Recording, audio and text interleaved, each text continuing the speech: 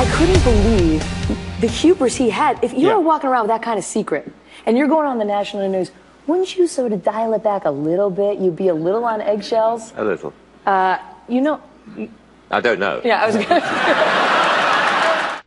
My appearance a few weeks back on The Tonight Show sparking a fiery conversation the other night when I sat down with former New York Congressman Anthony Weiner.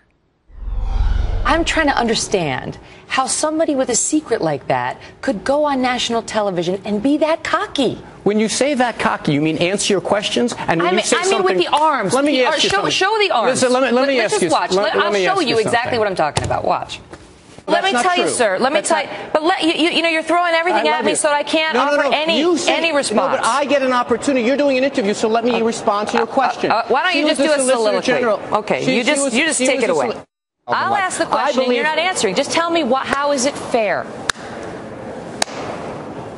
Ready? I am. Listen to you.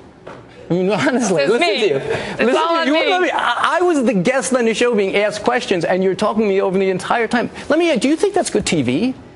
I think getting answers to my questions. Let me ask you something. But do you think it's good TV to interrupt someone when they're talking? When they give non-responsive answers, you bet I do. That is horrible TV. I don't work for you. I work for the viewers. I don't work for you, but they can't hear I work for my viewers. But do you think none of your viewers want to hear what I have to say? No, you try to hijack the show. Do any of your viewers care what I have to say? No, that remains to be seen. There's a lot of scandals in Washington right now. And outside of Washington. You got Bridgegate with Governor Christie. You've got Benghazi with Hillary Clinton. As somebody who has handled scandals personally, I ask you, when you see Chris Christie look into the camera directly and say, I didn't know anything about it. When you see Hillary Clinton look directly into the camera and say, I didn't know anything about the inadequate security over in Libya. And you too looked into the camera and said, I didn't do this. Do you understand why people have a crisis of confidence and have reason to doubt the assertions being made by these politicians? I think each situation is different.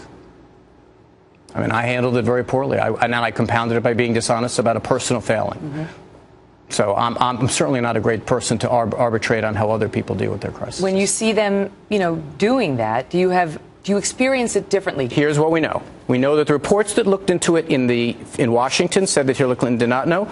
We know that Chris Christie said he did not know, and there's no documents that say he personally didn't know. Mm-hmm. So we have some factual things, but each situation is differently. I mean, each situation is different. Mm-hmm. I mean, I don't think that there is I think, generally speaking, what happened in Benghazi was a terrible tragedy and people died.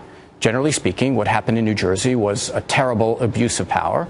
And what I did was a personal failing that I didn't own up to. Mm-hmm. So I don't think you can say, well, let's figure out some omnibus rule. I can tell you the rule that I learned is being truthful is always better than not.